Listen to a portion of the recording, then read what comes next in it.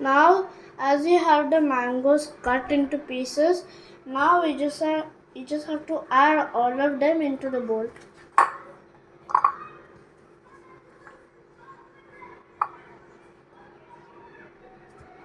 Put the bowl away.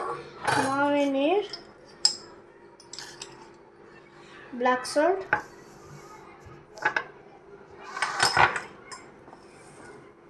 we need chaat masala,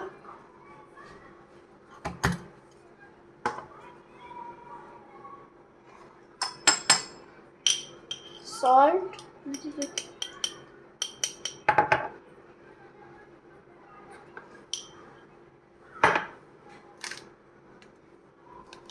and chili powder.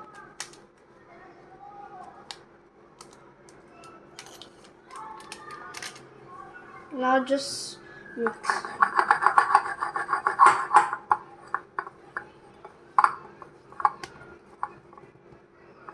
Sorry.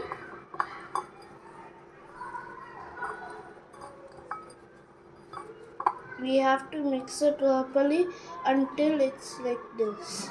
Now let's taste.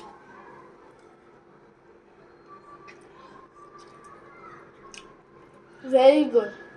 Must try.